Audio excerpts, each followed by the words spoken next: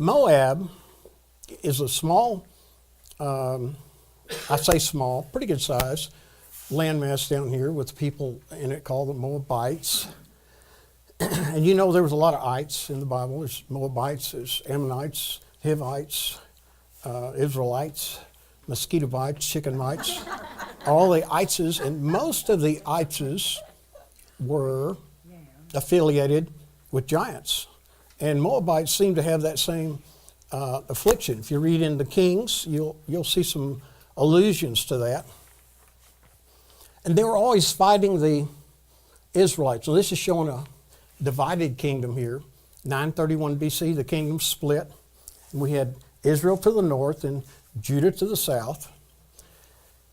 And the Moabites came about through this descendantship, down through Lot and his two daughters. One bore a son named Moab, and the other one named Ammon. And the Ammon descendants became known as Ammonites. There you go.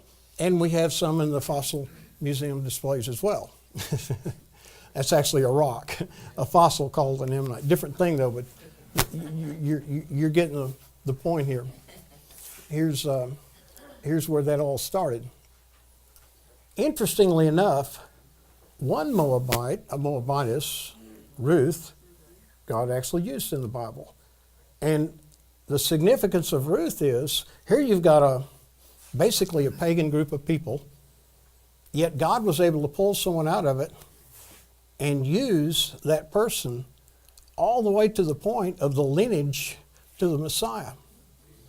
I mean, Ruth through Obed, through Jesse, through Boaz, and so on. You get the footage all the way down to King David, which ultimately leads to the Messiah. So just because you're from a bad part of town, a bad country, me, I'm from Arkansas. They let me in here anyway. And God can deal with that. He can use those folks. There's a little better family tree that shows from Terah going back to Abraham and Haran, Lot, Moab, Ruth, Obed, Jesse, David, and ultimately down to Jesus. So interesting stuff. There's the faceplate of the stone, and you can see this different brown colored stuff here. Those are the real parts of the stone, the rocks.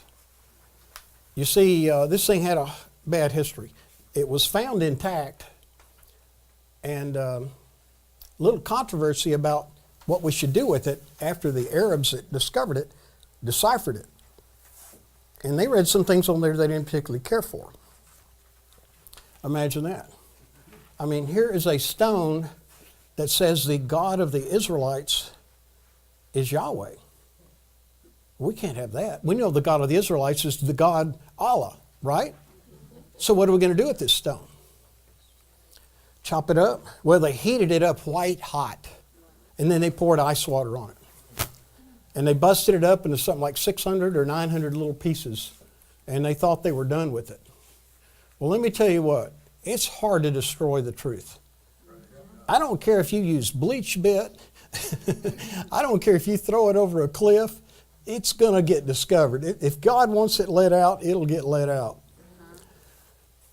Well, anyway, get into the chronology here in a second. Let me get a signal here and get another slide. There we go. Dibon, the then now capital, or the hometown of Mesha. We'll talk about him in a second. He's the guy that had this stone carved. Keep his name in mind. The northern part of Moab, which is now modern-day Jordan. Just across the water, Dead Sea here, Jerusalem on the other side, about midway down, about 15 miles over. Have a little geography there. Okay, chronology. Discovery originally by a Bedouin tribesman, a sheep herder actually, and he got in touch with Friedrich Klein, a German, who in 1868 saw this stone, realized the significance of it, decided to do something with it, couldn't get the acquisition of it. The Arabs wouldn't let him have it for the reasons I explained a few seconds ago. So he made what they call a squeeze mold. Now, they didn't have the polymers we have today, for sure.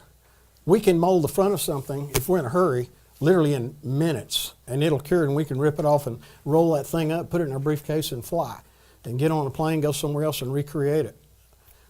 He used a compound that's more like paper mache, and I can tell you how long that took to cure up. But he cast the top of it, and then, of course, the Arabs saw what was going on, didn't like it, came out and attacked him and his paper mache mold. They ripped it to pieces. He got out with the 3 biggest parts of it, ran away.